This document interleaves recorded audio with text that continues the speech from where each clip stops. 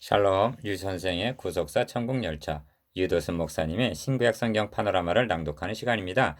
지금은 로마서 파노라마 네 번째 시간입니다. 성경에 미리 약속하신 것이라. 요절은 1장 2절 이 복음은 하나님이 선지자들로 말미암아 그의 아들에 관하여 성경에 미리 약속하신 것이라. 2절은 한 절에 불과하지만 그 말씀 하나하나에 엄청난 무게가 실려 있습니다. 우리는 단어 하나하나를 음미해 보아야만 합니다. 이 복음은 하고 복음을 설명하기 시작합니다. 하나님이 하고 복음의 주체가 하나님이심을 증거합니다. 복음을 계획하시고 추진해 나오신 분은 하나님이십니다. 하나님께서 복음의 주체가 되신다는 점을 명심한다는 것은 중요한 요점입니다. 그런데 오늘날은 이해 확고하지가 못합니다. 이해 확고하지가 못하게 되면 하나님의 주권을 세울 수가 없게 되는 것입니다. 그래서 1절에서도 하나님의 복음이라고 말씀했던 것입니다. 1. 사도는 서두에서 구원 계획에는 성삼위 하나님께서 다 관계하시고 계시다는 점을 드러내고 있습니다. 기억, 하나님이 니은 아들에 관하여 2절, 디귿 성결의 영으로는 하고 4절, 성삼위 하나님이 다 언급되고 있습니다. 그렇다 해도 복음의 주체는 하나님이 한 2절, 성부 하나님이십니다. 복음을 계획하시고 자기의 독생자를 보내주시고 성령님을 보내주신 분은 하나님이십니다. 이 다음은 그의 아들에 관하여입니다. 복음의 주체는 하나님이시고 복음의 내용은 그의 아들에 관한 것입니다. 기여 그러므로 아들 되시는 예수 그리스도를 빼놓고는 복음은 성립되지가 않습니다. 예수 그리스도는 성경의 중심이요 복음의 핵심입니다. 예수 그리스도는 구원을 가져다 주시는 분이 아니라 예수 그리스도 자신이 구원이십니다. 그러므로 아들이 있는 자에게는 영생이 있고 아들이 없는 자에게는 영생이 없느니라 하는 것입니다. 요한복음 5장 12절 3. 이 복음은 성경에 미리 약속하신 것이라 합니다. 기억, 복음은 즉흥적이거나 임기응변으로 주어진 것이 아닙니다. 복음은 구약 성경에 미리 약속되어 있었으며 선지자들을 통해서 예언케 하셨던 것이 때가 됨에 나타난 것입니다. 니은 예수님의 동정녀 탄생을 믿지 못해 하는 사람들이 있습니다만 제자들이 밑도 끝도 없이 불쑥 처녀 몸에서 나셨다고 말했다면 의심의 여지가 있을 것입니다. 그러나 예수님께서 탄생하시기 800년 전에 이사야 선지자를 통해서 보라 처녀가 잉태하여 아들을 낳을 것이요 그 이름을 임마누엘이라 하리라 하고 이사야 7장 14절 예언케 하셨던 것입니다. 디귿 이런 뜻입니다. 처녀가 아들을 낳거든 그가 너희에게 언약한 메시아인 줄 알거라. 유치한 예를 하나 들겠습니다. 얼마 전에 예수는 불교도였다. 다시 말하면 석가모니의 제자였다고 말하는 사람들이 있었습니다. 예수님의 탄생이 석가모니보다 몇백 년 뒤인 것은 사실입니다. 그러나 아들에 관한 이 복음은 석가모니가 태어나기 수천 년 전에 미리 약속하시고 예언하신 대로 이루어진 언약의 성취임을 모르고 하는 망발인 것입니다.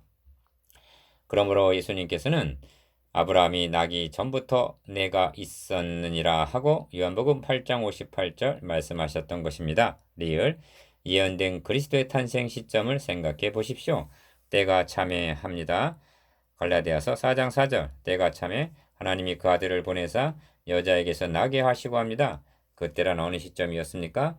유대인의 율법으로도 그리스도의 철학으로도 인도의 불교로도 중국의 유교로도 인간을 구원할 수 없다고 인정된 때, 다시 말씀드리면 인류의 성현들이라고 말하는 소크라테스 석가모니 공자도 인류를 구원할 수 없다는 절망적인 그때 하나님은 시작하셨던 것입니다. 이것이 때가 찬 경륜입니다. 에베소서 1장 9절 4. 이 복음은 미리 약속하신 것인데 그 약속을 전달해 준 자는 누구들이었습니까? 기억, 선지자들로 말미암아입니다. 니은 이 약속이 어디에 기록되어 있었습니까? 성경입니다. 성경에 미리 약속하신 것이라 이것이 유일한 근거요 최종적인 권위입니다. 이는 성경의 권위를 훼손하면서 말씀이 혼잡되어가는 현대교회에 주시는 하나의 경종인 것입니다. 5. 예수 그리스도의 나심과 죽으심과 부활하심을 보십시오. 그의 일생은 처음부터 끝까지가 성경을 응하게 하는 생애였습니다. 기억, 복음은 성경에 미리 약속된 것이었습니다. 그런 거로 우리는 부단히 성경으로 돌아가야만 하는 것입니다. 성경 중심이어만 합니다. 설교를 하면서도 성도들로 하여금 성경에서 눈이 떨어지지 않게 해야만 합니다. 니은 우리는 그 예를 누가복음 24장에서 볼 수가 있습니다.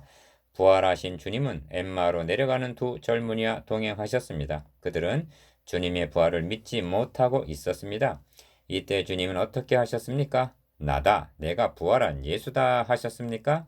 아닙니다. 이에 모세와 및 모든 선지자의 글로 시작하여 모든 성경에 쓴 바 자기에 관한 것을 자세히 설명하시니라 합니다. 6. 주님께서는 미련하고 선지자들의 말한 모든 것을 마음에 더디 믿는 자들이여 하고 성경을 믿지 못함을 책망하셨습니다. 기억, 그 젊은이들은 후에 이렇게 말하고 있습니다. 우리에게 성경을 풀어주실 때에 우리 속에서 마음이 뜨겁지 아니하더냐. 심지어 주님이시라도 자신의 부활을 성경을 들어서 입증하셨으며 성경을 풀어주실 때 성령님은 역사하셨습니다. 니은 그러므로 사도 바울은 이제는 율법 외에 하나님의 한 의가 나타났으니 율법과 선지자들에게 증거를 받은 것이라 하고 말씀합니다. 3장 21절 내가 전하는 복음은 율법과 선지자 즉 구약 성경을 통해서 언약하시고 예언하신 대로 성취된 것이라는 뜻입니다. 바울은 아그리빠 왕과 베스도 총독 앞에서 진술하기를 선지자들과 모세가 반드시 되리라고 말한 것밖에는 없으니 곧 그리스도가 고난을 받으실 것과 죽은 자 가운데서 먼저 다시 살아나사 이스라엘과 이방인들에게 빛을 선전하시리라 함이니이다 합니다. 사도행전 26장 22절에서 23절 이것이 성경에 미리 약속하신 것이라는 뜻입니다. 7. 고린도전서 15장 3절에서 4절까지에서도 성경대로 그리스도께서 우리 죄를 위하여 죽으시고 성경대로 다시 살아나셨다 하고 증거합니다. 기억, 우리가 명심해야 할 것은 성경은 충족된 계시라는 점입니다. 이 계시에 더하거나 제하여 버릴 수가 없습니다. 그러므로 오늘날 계시를 받는다는 말에 조심해야 합니다. 자기가 받았노라고 하는 계시에 근거해서 증거하는 말을 우리는 거부해야만 합니다. 만일 이를 허용한다면 성경은 옆으로 밀려나게 될 것이며 언어가 혼잡됨으로 쌓기를 중단하게 된 바벨탑처럼 기독교는 중단되거나 무너지고야 말 것입니다. 그래서 개혁자들은 오직 성경 하고 외쳤던 것입니다. 8.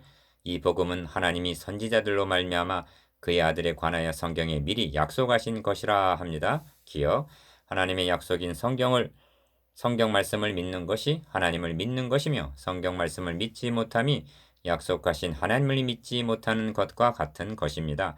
그러므로 히브리서 6장 18절에서는 이는 하나님이 거짓말 하실 수 없는 두 가지 변치 못할 사실이라고 말씀합니다. 두 가지 변치 못할 사실이 무엇인가? 약속하시고 맹세로 보증하여 주신 일입니다. 오늘날은 하나님의 약속인 성경 말씀을 가감없이 믿는 믿음이 그리운 시대입니다.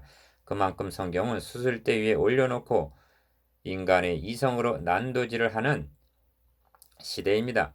성경에 근거한 믿음이 가장 건강한 믿음입니다. 그런 사람들에게만 성경은 오늘도 말씀합니다. 믿음의 확신을 줍니다. 이제까지 언약하신 바를 이루어 주신 두 가지 변치 못할 사실을 통해서 한 가지 남은 약속, 내가 진실로 속히 오리라 하신 그리스도의 재림도 확신할 수가 있는 것입니다. 디귿, 복음의 주체는 하나님이시고 복음의 내용은 아들에 관한 것이고 이 복음은 성경에 미리 약속하신 것입니다.